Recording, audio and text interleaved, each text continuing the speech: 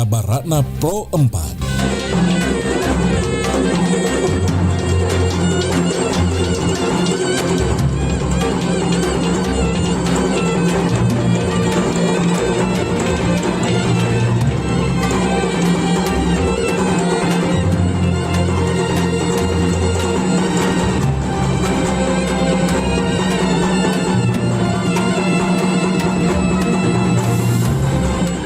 Sahabat budaya, kembali kami menghadirkan Kabaratna Pro 4. Kuliner ekstrim dari Papua yang terkenal menantang di mata setiap wisatawan adalah sate ulat sagu.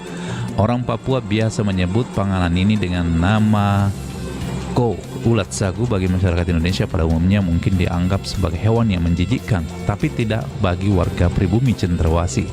Ulat sagu sendiri diyakini oleh masyarakat Papua sebagai santapan yang bisa menambah energi dengan kadar kolesterol yang rendah. Sate ulat sagu mempunyai rasa manis dan asin.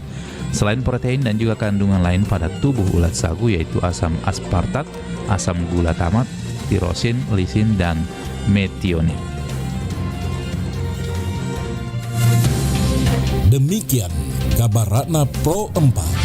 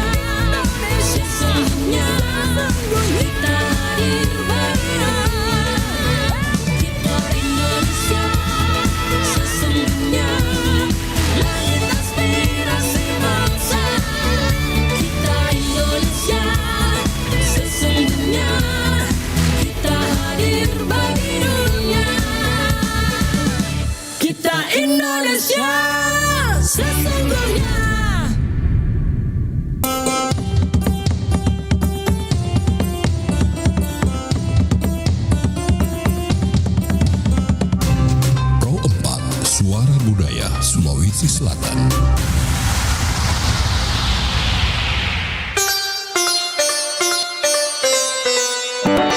Assalamualaikum warahmatullahi wabarakatuh dan selamat pagi sahabat budaya dimanapun Anda berada. Senang sekali di pagi hari ini kita kembali bersama di obrolan komunitas.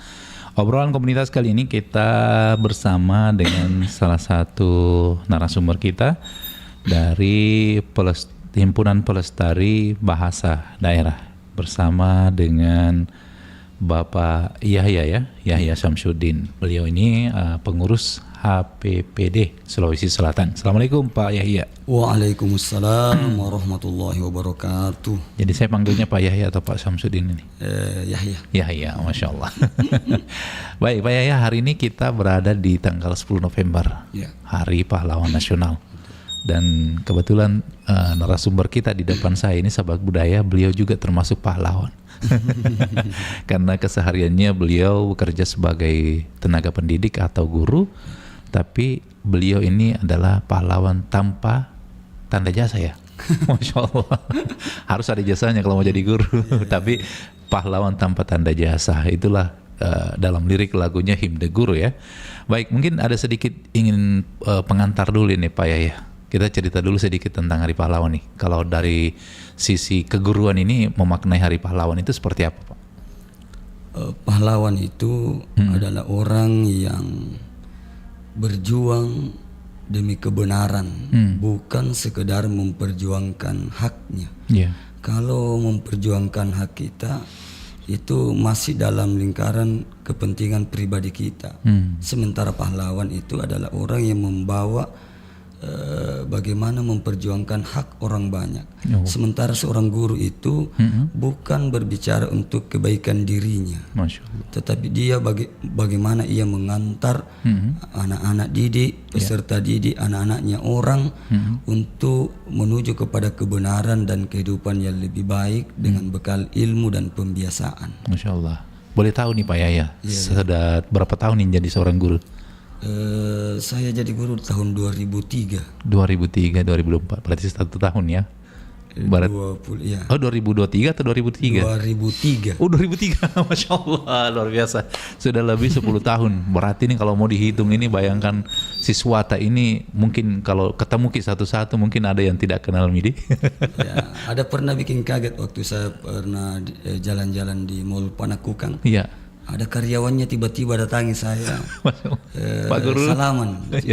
Ternyata saya murid dulu waktu SD. Allah, itulah kebanggaan seorang guru ya. Saya juga pernah merasakan Pak, datang di sini di RRI, dia lihat, ternyata siswa saya dulu waktu saya jadi guru di kampung, datang di sini, bilang, oh Pak Guru sekarang jadi Pak Nyiar. Tapi itulah ya. Baik, kita masuk ke materi nih Pak Yahya. PPP PKRI Makkah ini salah satu kearifan lokal yang dimiliki oleh masyarakat Makassar ya. Ya, mungkin ada sedikit gambaran ini seperti apa PPP PKRI Makkah ini. Ya, sengaja kita dari HPBD Himpunan Pelestari Bahasa Daerah kita kan konsen dalam hal-hal yang berkaitan dengan bahasa daerah atau bahasa lokal kita. Dan salah satunya adalah apa yang ada pada kesenian tradisional yang ada di daerah masing-masing. Contohnya tari PPP PKRI Makkah yang ada di Kota Makassar ini ya. Nah, tari PPP PKRI Makkah ini adalah tari api. Dia menggunakan api. Ya. Dimainkan oleh sekelompok laki-laki. Ada nyanyiannya, itu syair-syair lagunya, itulah konsen kita pada hari ini mungkin ya, berkaitan dengan syairnya yang berbahasa daerah. Kemudian ada pertunjukannya, bakar-bakar diri dengan api ya, bakar tangannya, sarungnya, dan itu sudah berlangsung dari dulu, sudah lama. Nah, itu. Nah, biasanya pementasannya itu dilaksanakan kalau ada orang Makorontigi, Bangi Pakorontigi yang dulu kan tradisinya orang-orang Makassar punna Bangi Pakorontigi yang istilahnya Bangi mata-mata. Satu hari sebelum ijab kabul pernikahan kan memanggil keluarga-keluarganya datang untuk meramaikan pesta perkawinannya, dawa-dawa, malam harinya mereka butuh hiburan apa dan seterusnya. Sambil istirahat untuk besok lagi kegiatannya. Di malam Pakorontigiang itu biasanya mereka mengundang seniman untuk hiburan-hiburan bagi semua keluarga yang hadir. Itu salah satu kesenian yang biasa dibawakan oleh grup yang ada di Kampung Paropo, Kecamatan Panakukang. Itu adalah kesenian tari PPP Karimakka. Itu. Iya.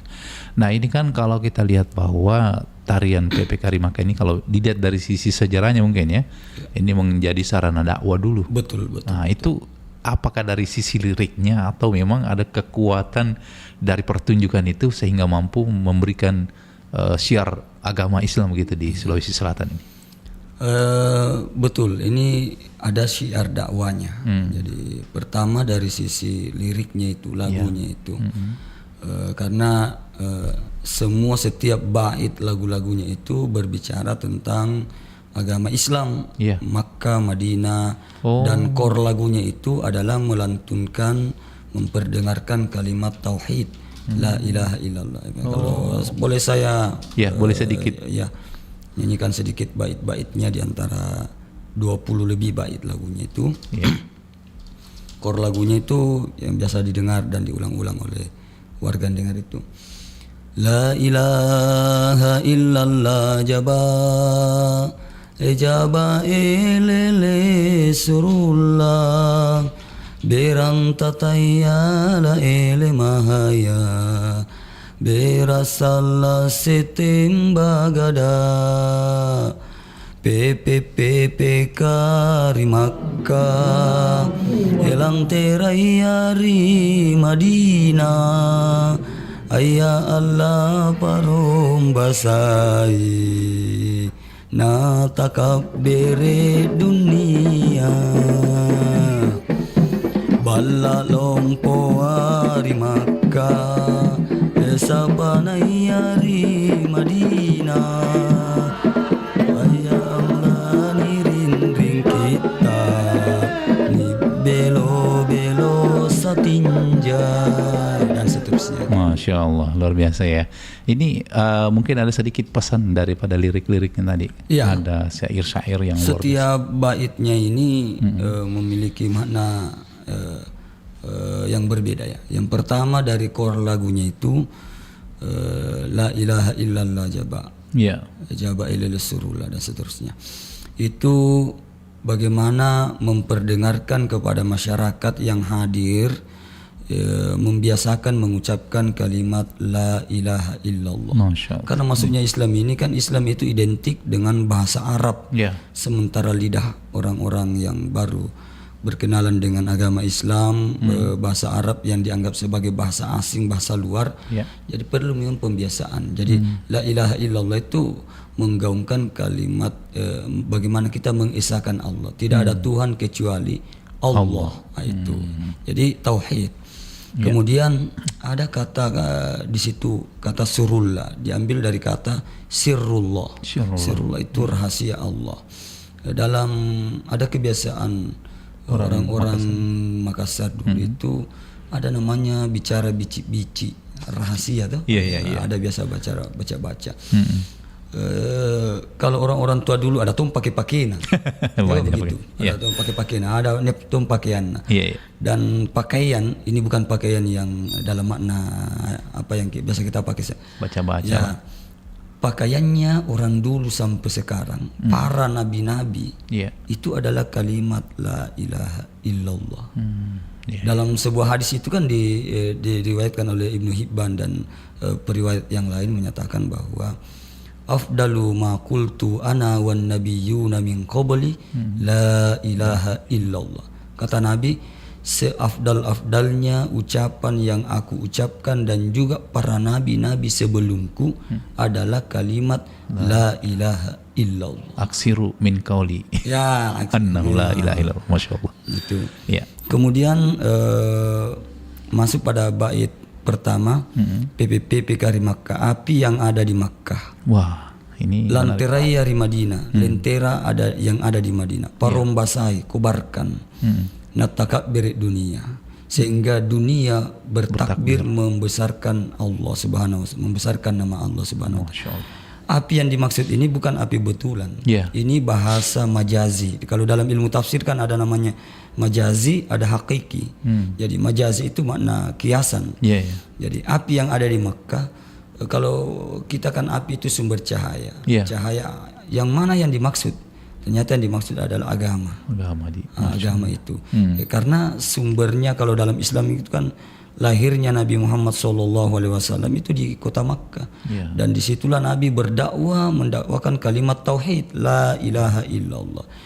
Dan kemudian perjalanan dakwah Nabi kan tidak mulus, kurang lebih 13 tahun di Makkah. Akhirnya beliau hijrah ke Madinah. Ternyata setelah di Madinah, Nabi di-backing dengan kekuasaan. Nabi kemudian didukung oleh orang-orang Madinah, diangkat menjadi pemimpin Madinah. Dari Madinah inilah berkembang menjadi titik tolak dakwanya Nabi Muhammad SAW. Jadi dua kota ini, Makkah dengan Madinah, menjadi kota yang sangat bersejarah dalam penyebaran kalimat la ilaha illallah. Sehingga dikatakan parombasai sebagai makna kiasai. Paromba kan kobarkan. Kobarkan. Maksudnya sebarkan ini, perbesar ini api, perbesar ini agama ini. Hingga seluruh dunia membesarkan nama Allah Subhanahu wa taala, mengenal Allah Subhanahu wa taala, ma'rifatullah, dan mengenal ajaran kalimat tauhid la ilaha illallah. Itu kurang lebih seperti itu maknanya dalam bait yang pertama. Kemudian di bait yang kedua ini ballat lumpuar di Makkah sapanaya di Madinah. Nirin ring kita ni belo-belo satinja.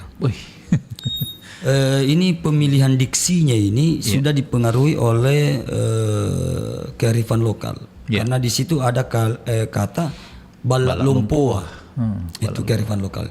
Jadi ballat lumpuar itu ini kan kita sama-sama tahu bahwa ballat lumpuar itu karena tempatnya para pembesar, bangsawan apa rasanya. Kalau kita di sini kan rumahnya raja. Rumahnya ballat lumpuar. Ballat lumpuar di Makkah, sapanaya di Madinah, nirin ring kita. Ini mengisyaratkan bahwa agama ini diibaratkan sebuah bangunan. Yang mana Makkah dan Madinah tidak bisa lepas dari bangunan itu. Kemudian dikatakan nirin ring kita, dindingnya adalah kitab. Bangunan agama ini tidak boleh lepas daripada kitab suci, yaitu Al-Quran. Ni belo-belo satinja, hiasannya diperindah dengan itu tadi satinja. Satinja itu kan dalam bahasa fikih itu beristinja, itu bersuci. Namun ini istinja di sini ada dalam makna yang lebih luas, bahwa kesucian, lahir dan batin, tidak hanya zohirnya tetapi secara batinnya juga. Maka inilah bangunan itu hendaklah memiliki dinding yang menghalangi, yang membentengi orang-orang yang ada di dalamnya, dan benteng yang dimaksud di sini adalah kitab suci. Maka bangunan agama Islam ini tidak boleh lepas daripada Al-Quran. Maka secara teksnya ini mengisyaratkan bahwa kita harus belajar Al-Quran. Agama Islam, penganutnya orang-orang Islam wajib tahu tentang kitab sucinya kita, itu Al-Quran. Kemudian ingat, jangan lupa, yaitu satinja, kesucian zohir dan batin. Jangan cuma pandai mensucikan dari sisi lahiriah, pakaian suci, badan suci, tetapi hati juga harus suci. Ternyata luar biasa dalamnya ya. Baru kita tahu. Mungkin selama ini hanya menikmati gerakan-gerakannya saja, tapi tidak pernah kita cerna baik-baik daripada lirik, daripada yang dinyanyikan ini. Ini yang dinyanyikan oleh penari-penari tadi. Itu yang dinyanyikan. Masya Allah. Sebentar kita lanjut lagi Pak ya. Kita hadirkan dulu lagu dari Udin Leaders, PPP PKRI Makkah.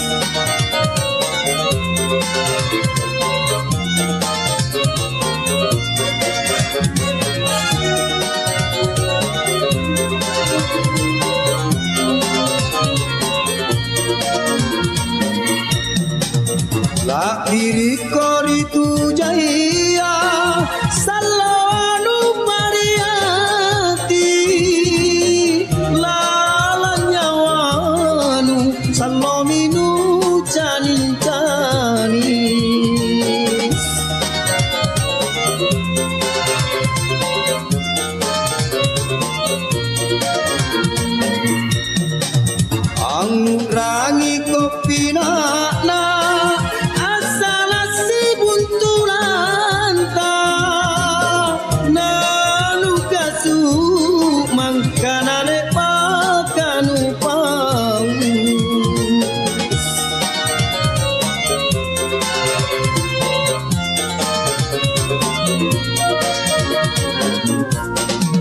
Pepe kari maka lanterai ari Madina Allah parombasai nataka dere dunia reja nu andire ranu anu dalekan Allah niat jasalang natabako sambisero la ilaha illallah todong pandra elele kamase beranta tayan repesia anatasa ribu pulengku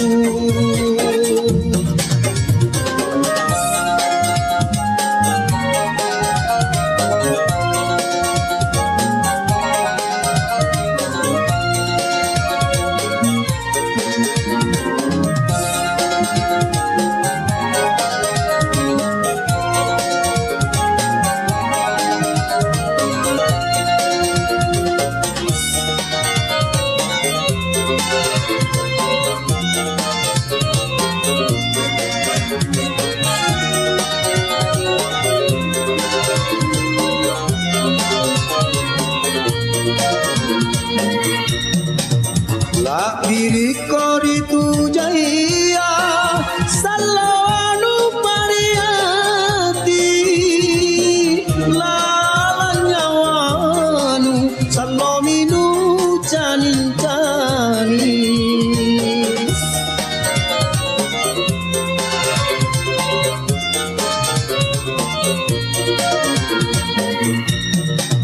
Angrangi kopi na asala si buntulanta nanu kasu mangkanane pakanu pang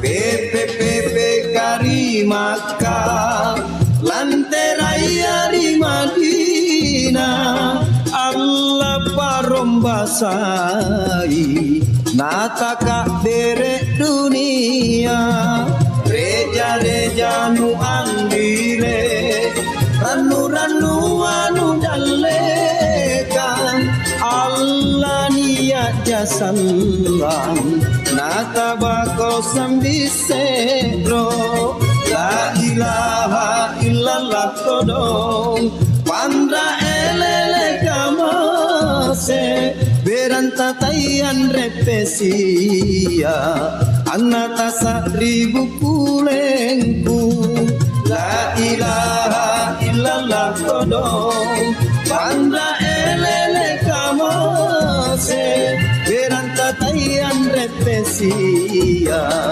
anatasa ribu pulengku la ilaha illallah todong pandra elele kamase beranta tayan repesia anatasa ribu pulengku la ilaha illallah todong pandra elele kamase beranta tayan repesia anatasa ribu pulengku la ilaha illallah todong pandra elele kamase beranta tayan repesia anatasa ribu Sayang, bentar lagi kita anniversary nih.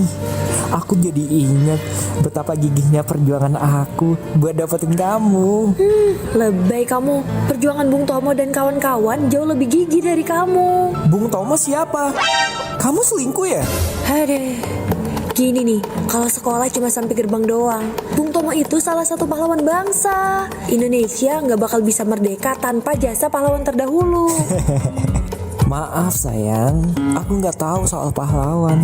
Tapi kalau untuk kamu, aku janji bakal selalu jadi pahlawan. Iya, pahlawan kesiangan maksudnya. Enggak kok sayang, beneran. Mulai sekarang, aku bakal belajar dan menghormati jasa para pahlawan. Kan aku mau jadi penerus bangsa yang baik.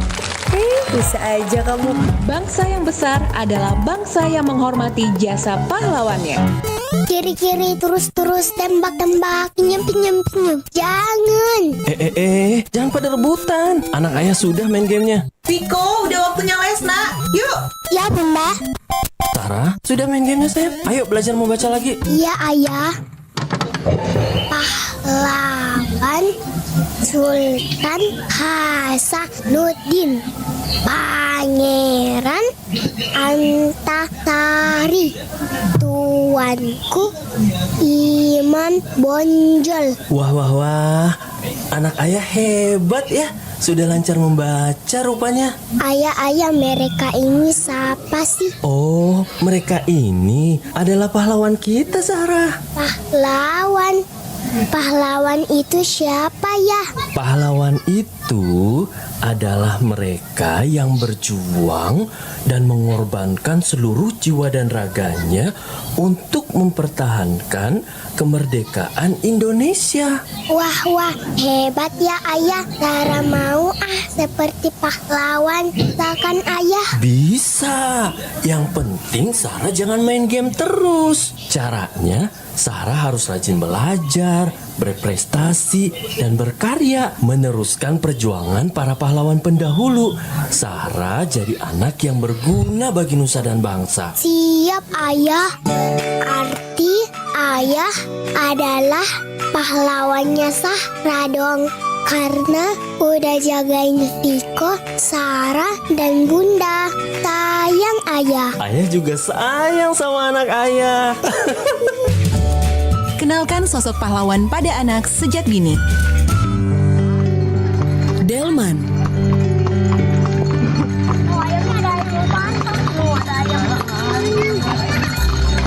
Delman adalah kendaraan transportasi tradisional roda 2, 3, atau 4 yang tidak menggunakan mesin tetapi menggunakan kuda sebagai penggantinya. Nama kendaraan ini berasal dari nama penemunya, yaitu Charles Theodor Delman, seorang litografer dan insinyur pada masa Hindia Belanda yang memiliki bengkel besi di pesisir Batavia. Berbeda dengan kendaraan lain seperti mobil, Delman sejak awal dibuat dengan bentuk yang sama atau tetap, meskipun ada pula yang menggunakan ban mobil. Sebagian kusir mengatakan bahwa penggunaan ban mobil lebih bagus untuk jalan yang rata dan berkondisi baik atau penggunaan pada jalan raya. Namun, untuk jalan yang kondisinya kurang baik, lebih baik menggunakan roda Delman yang konstruksinya memiliki jari-jari yang lebih besar. Kenali budayamu, cintai negerimu. Pro 4 FM, Suara Budaya Sulawesi Selatan.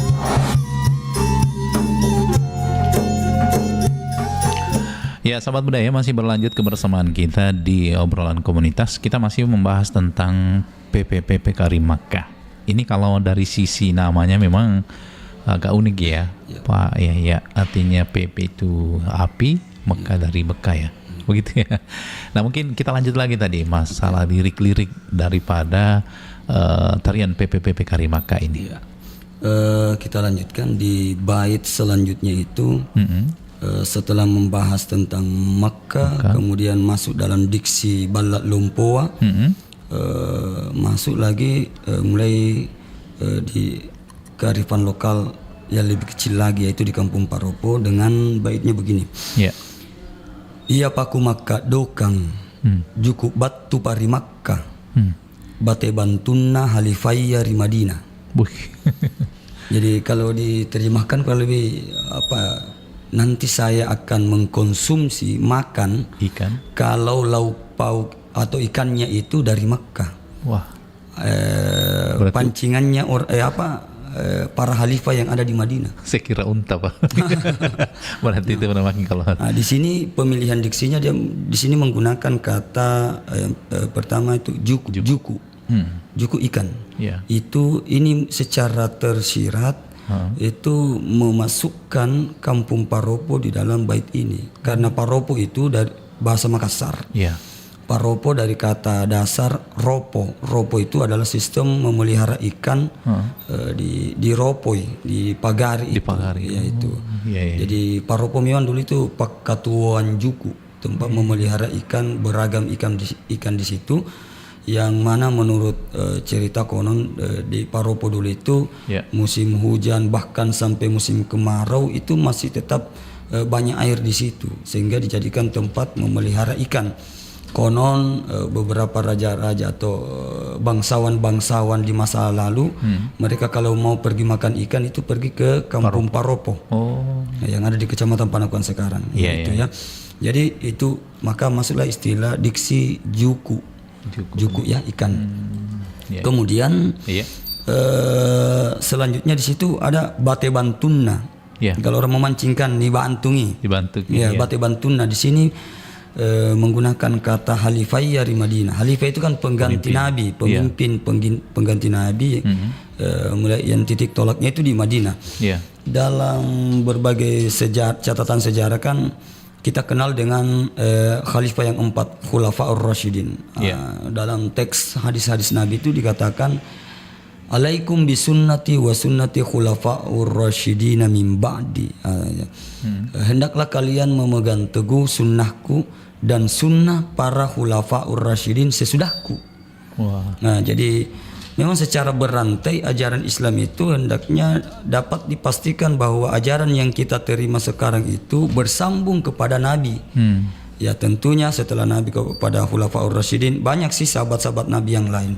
Tetapi kualitas daripada sahabat tentu berbeda-beda. Dan yang utama, sahabat yang utama itu adalah Khulafaur Rasyidin, yaitu Abu Bakar As-Siddiq, Umar bin Khattab, Utsman, Ali, tanpa menafikan kualitas sahabat-sahabat yang lain. Jadi ini perlu dijaga tentang ketersambungan apa yang kita konsumsi sekarang, apa yang kita anut sekarang itu ada ketersambungan dengan Nabi SAW melalui orang-orang yang dapat dipercaya kapabilitasnya itu. Jadi Khalifah dari Madinah. Dalam sekali lah. Ini sebenarnya yang ciptakan lirik itu ada nggak sejarahnya, namanya? Kalau di lingkup keluarga kami itu dulu ada tradisi tidak boleh menyebut nama. Ada bahasanya orang-orang di keluarga kita dulu itu basungki. Nama ayah saja itu kita tidak boleh sebut. Ya pantang disebut itu nama asli. Sehingga dikata biasa ada. Kalau dalam lingkup keluarga kami kata neki patanna nekelu. Dan memang dalam riwayat catatan Paropo itu sejak tahun 1500-an itu memang ada tokohnya yang pandai akelong, menyanyi, melantunkan sebuah syair. Itu yang saya tidak usah sebutkan namanya. Ini menjadi konsumsi pribadi kami itu. Orang Paropo ini di tahun 1590 setelah peristiwa besar yang terjadi di Kerajaan Goa, meninggalnya salah seorang raja itu 1590. Kembalilah orang Paropo ini hendak kembali ke kampungnya. Di tengah perjalanan bertemu dengan pedagang Arab, pedagang dari Arab yang dikenal dengan nama Syekh Al-Amin. Syekh Al-Amin inilah menjadi tempat belajarnya orang Paropo itu, dan masuk Islam lah saat itu orang Paropo di sekitar tahun itu. Menurut catatan yang pernah saya baca itu tengah tahun, tengah bulan, maksudnya pertengahan tahun, pertengahan bulan peristiwa itu, dan masuk Islam orang Paropo itu. Tapi tidak dikenal secara keseluruhan karena ini kan masuknya Islam secara individu, itu. Dan dikatakan di dalam catatan itu sejak itu dipanggillah Syekh Al-Amin yang pedagang Arab ini tinggal di kampung Paropo dan beristri orang Makassar. Jadi Riau, sehingga secara lisan guru saya dulu almarhum Haji Japri Baco itu memperkenalkan bahwa di Paropo itu kita sejak ada lontar bilang Paropo itu dikenal 3 awal. Namanya yang pertama ada namanya awalul Islam.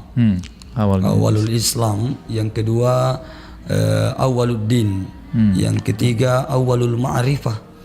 Jadi awalul Islam yang kita kenal itu di Taluk, Sultan Abdullah Awalul Islam.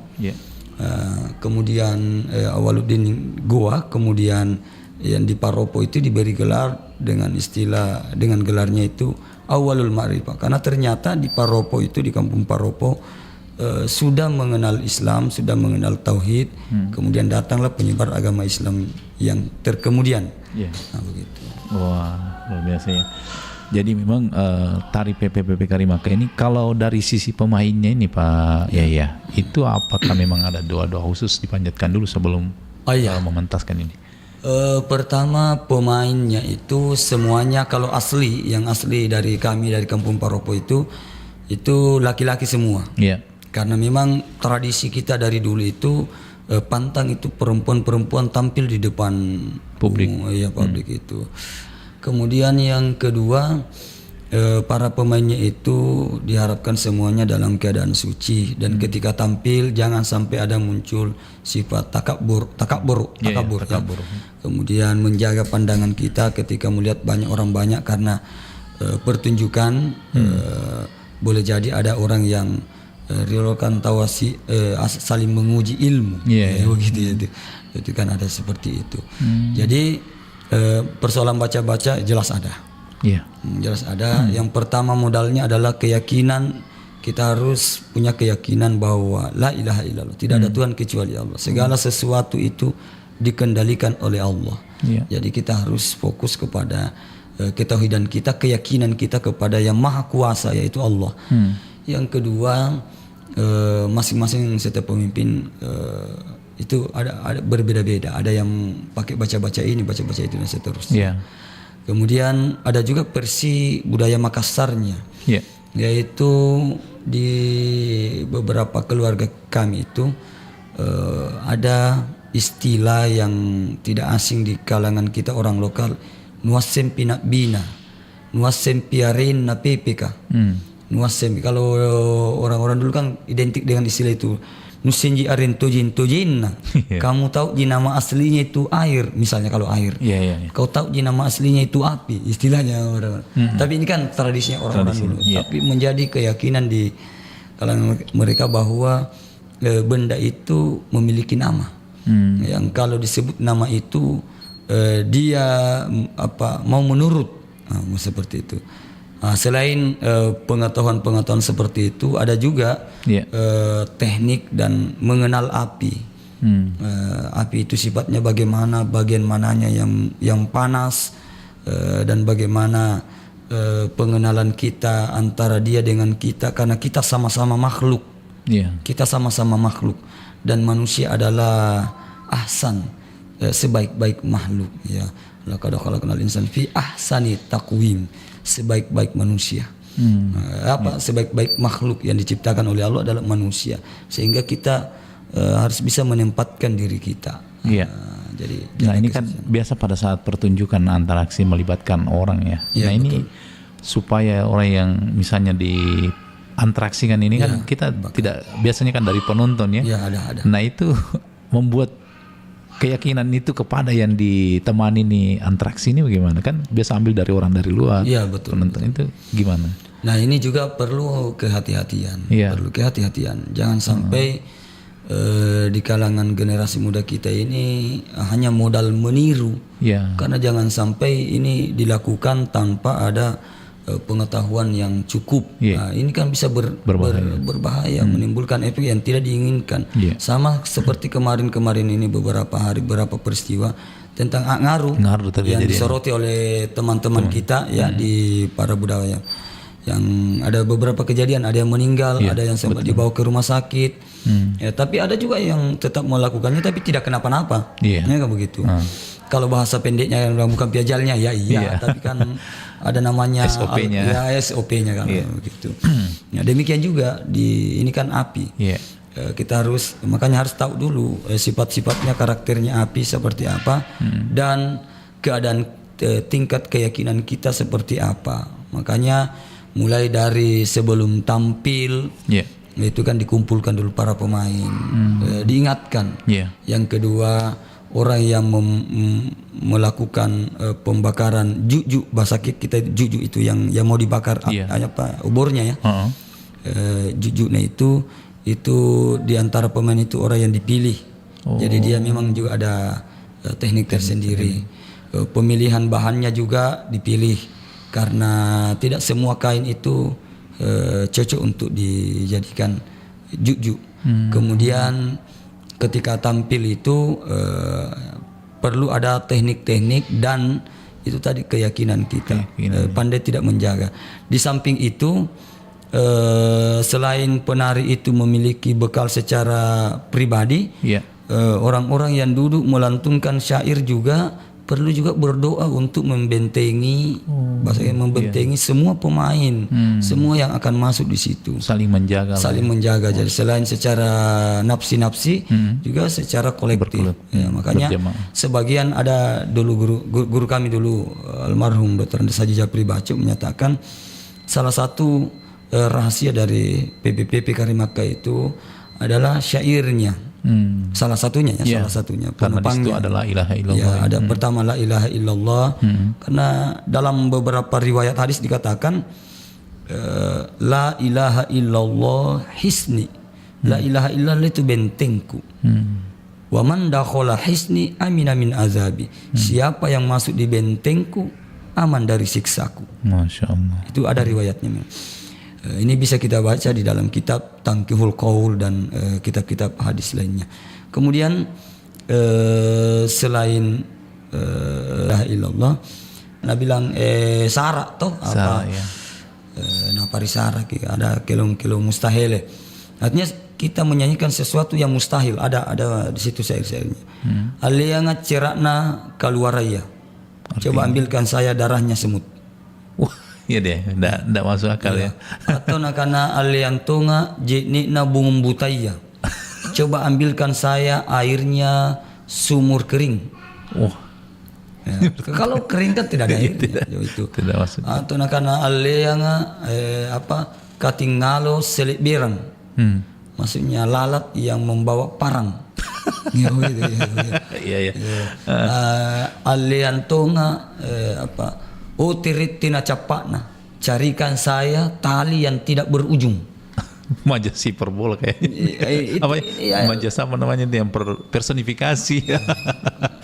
Kalau kami namanya kelong-kelong mustahil, lagu mustahil. Iya, mustahil. Begitu.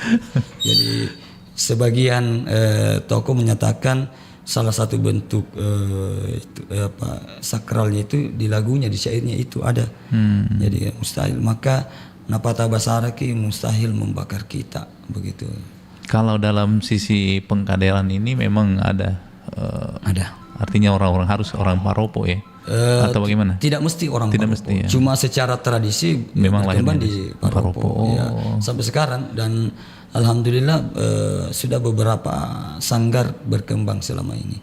Maju. Yang mulanya dulu di tahun yang sempat saya catat, yang sempat teridentifikasi, kalau jalur sanad saudara kami dari Anjar atau Latif, dia dari Detiro, kemudian Soke, kemudian diwarisi oleh Dem Madung, kemudian kepada Des Samaila, kemudian ke anaknya Latif Anjar. Kemudian sanad yang lain, persambungan yang lain itu dari Denggudang, kemudian dilanjutkan lagi di periode selanjutnya, akhirnya sampai kepada Haji Pawa. Kemudian Haji Pawa dilanjutkan kepemimpinannya oleh Bapak Arsyad di Ngaca. Ya. Sekarang yang sanggarnya itu Sanggar Ilolo Gading. Yeah. Kemudian dari Sanggar Ilolo Gading melahirkan kader baru, lahirlah Sanggar Remaja Paropo yang didirikan oleh Jumakkar alias Idal di Paropo juga, yang belajar di Sanggar Ilolo Gading. Kemudian setelah tumbuh dan mampu mendirikan sanggar baru menjadi Sanggar Remaja Paropo, berkembang. Kemudian dari Sanggar Ilolo Gading juga kemudian lahirlah Sanggar Paropo itu dari Latif ya, Anjar saudara kami. Kemudian dari Sanggar Ilolo Gading juga lahirlah Sanggar Turikale. Turikale yang dipimpin oleh Rais. Kemudian dari Sanggar Remaja Paropo, kemudian lahir Sanggar Pak Rimpungan, Sanggar yang dipimpin juga oleh Bahtiar, kemudian Sanggar Malewai. Jadi berkembang, mengalami perkembangan karena kader-kader alhamdulillah semakin lama semakin bertambah. Apalagi didukung beberapa tahun belakangan ini, kalau malam takbiran, malam lebaran kami adakan Bangi Pak Lapasan dengan pawai obor. Pawai obor bawa api dan anak-anak terbiasa memegang api. Ada yang belajar pegang api dan seterusnya. Akhirnya anak-anak kecil sudah berani. Masya Allah. Jadi memang semua sanggar-sanggar yang menggunakan PPPP Karimaka itu jelas sanatnya ya. Kalau ada di luar berarti dari itu ya perlu dipertanyakan. Baik Pak Yahya, kayaknya banyak sekali hal yang ingin kami sebenarnya masih bincangkan ini seputaran tema kita. Luar biasa menariknya ini karena tari PP Karimaka ini selain pertunjukan ternyata memiliki siar dakwah juga di dalamnya. Ada mungkin yang ingin disampaikan Pak Yahya terkait dengan tari PP Karimaka ini? Iya. Selama ini dalam pertunjukan kita lebih fokus kepada apa yang kita lihat, atraksinya. Ya, atraksinya. Tetapi kurang fokus kepada apa yang kita dengar dari syair-syairnya, padahal di syair-syair itu terkandung intisari, pesan-pesan yang ingin disampaikan oleh orang-orang tua kita dulu. Oleh karena itu kepada seluruh generasi kita yang ada sekarang, mari kita melestarikan pesan-pesan nyanyian, apakah yang pesan yang ada di dalam nyanyian-nyanyian atau memang khusus kalimat-kalimat papasang, paruntukana, atau khusus memang dibukukan oleh orang-orang tua kita dulu dalam aksara lontara dan seterusnya. Jadi sebagai generasi muda, mari kita mempertahankan apa yang telah ditinggalkan oleh para pendahulu-pendahulu kita. Kita lestarikan apa adanya dan kita kembangkan sesuai dengan zaman kita masing-masing. Saya kira seperti itu. Baik, terima kasih Pak Yahya atas waktunya, dan mudah-mudahan perbincangan kita ini semakin membuat kita semakin tahu banyak hal terkait dengan adat dan tradisi kita, termasuk kearifan lokal yang dimiliki oleh masyarakat di Paropo ini, tari-tari PP Karimaka. Terima kasih sekali lagi. Assalamualaikum warahmatullahi wabarakatuh. Waalaikumsalam.